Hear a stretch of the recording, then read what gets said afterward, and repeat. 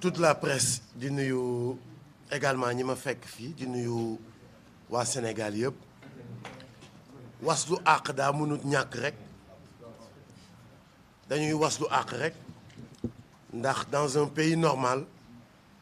on ne devait même pas organiser une conférence de presse on ne devait pas mettre la pression pour que ki nga xamante ni mooy le haut commandement fii ordre yi di jóge ñu war a def seen liggéey ndax bi Karim defee sa déclaration xamal nit ñi ni dañ leen doon torturer par un commissaire de police automatiquement Dame Mbodj wax na ko léegi mooy dafa waroon a futtiku sax moom avant ñu koy futti dem jébbal boppam justice ne leen man maa ko def te bi ma koy def tuxuma naanuma j'étais très conscient waaye dama leen di fàttali nag ñi dañoo nekk ci dëkk boo xamante ni képp ku fi def acte de terroriste kenn moo la ko defloo muy le seul et unique terroriste le président Macky Sall képp ku fi def yëfu nervi mooy maanaam di ndulliwaate le premier nervi néocolonial moo la ko defloo muy le président de la République Macky Sall waaye damay wax tey ak ki nga xamante ni peut-être am na lu ko daam rafraîchir na ko la mémoire Macky Sall n'est pas éternel Macky Sall il lui reste juste 2 ans donc lu waay di def na nga ko xool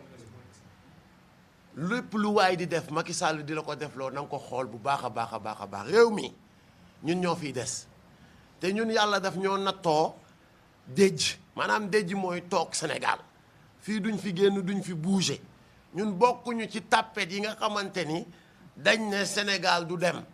da ngay sonal sa bopp sénégalais jarut a xeexal ñun déjà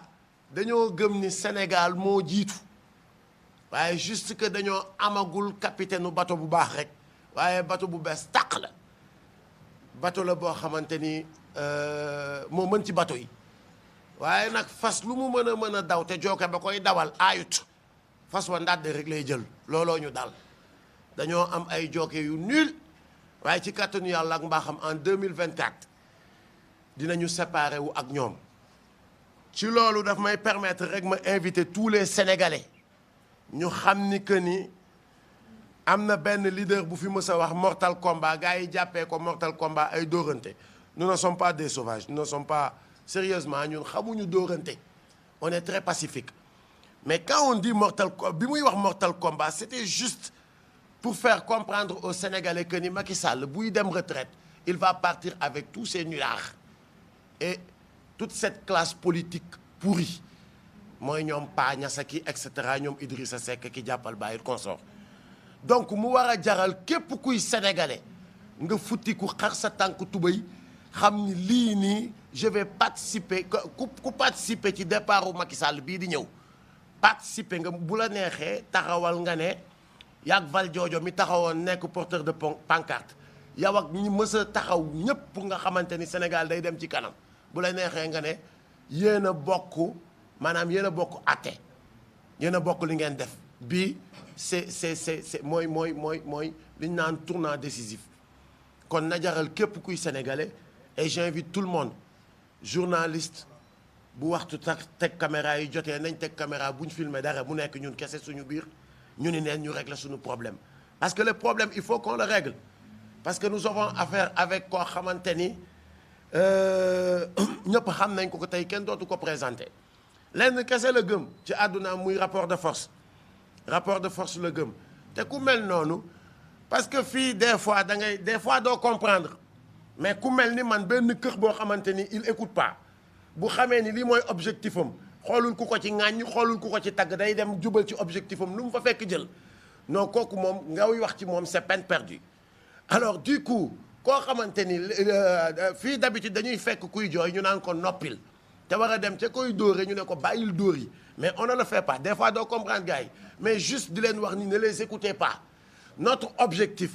c'est de faire partir Macky Sall avec toute la classe politique pourrie bi nga xamante ni moom la fi nekkandaloon depuis Senghor parce que bu ñu naxante Macky Sall ay bu ku bees la ak dugg na fi c'est pas vrai, je suis désolé ñoom ñëpp ils étaient là depuis Senghor depuis les indépendances ñoom ñëpp ku ci nekk occupé nga poste de responsabilité kon c'est pas aujourd'hui qu'on veut nous vendre du sang neuf amu ci kenn ku ci am deret ju bees te duñuy mais la preuve keroog dañu nekk prison gi am benn activiste bu jóg toog ba mu yàgg ma ne ko lan la mu ne man j'ai comme l'impression que ay étrangers lañ fi indi ñu ñuy jiite ma ne ko mu ne ma parce que ñii ñuy jiite yoruñu suñu jikko parce que tey jii mënoon nañu fekk ci leneen ñi nga xamante ni ils ont les possibilités pour faire au moins bouger ce pays gis fi concurrence bi toll fi compétition bi toll ñu fexe am na yoo xam ne dafa xewi ñu génn ci mais ñii chaque jour ñu ngi ñuy dugal ci loo xamante ni moo ñuy tardeel ma ne ko génération bu nekk yow yaay libérer sa askan ma ne ko il faut que ñu nangu lenn man de personnellement Serigne Touba Khadim Rasoul man nangu naa ni moo ma gën parce que jaamu na yàlla loo xamante ni pepp suuf mënu ma ko jaamu yàlla Alaaji Malick nangu naa ni moo ma gën Cheikh Ibrahim nangu naa ni moo ma gën Maam Limaamu Laay et cetera ñooñu ñëpp nangu naa ni man ñoo ma gën mais ñooñu ils se sont privés de bànneex le plus petit plaisir muy xasanu amul kenn ku ko ci xam soo leen laa buñ ñëwaatoon tey ci àdduna nga laaj leen lan mooy bànneex mënuñ la ko wax ñooñu ils se sont sacrifiés ñooñu dañu joxe lépp li nga xamante ni bànneex pour tey ñun ñu mën a toog ci jàmm ak salaam kon vraiment il faut être égoïste il faut vraiment être égoïste pour en priver à nos enfants il faut que nit ñi bàyyi wéy combat bi pour wéy ñi jaruñu xeexal on va se battre pour libérer nos enfants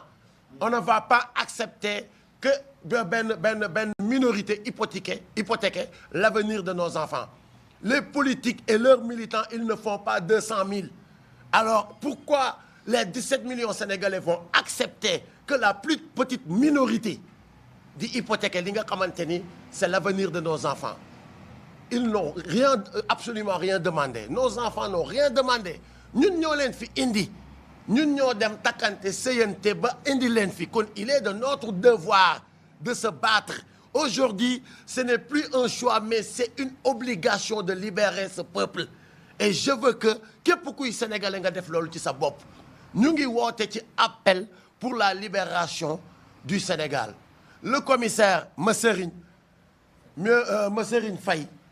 seetal yàlla nga nekk patriote nga nekk un citoyen nga dem wuyu ji ndax boo ko deful tey diñ ko def suba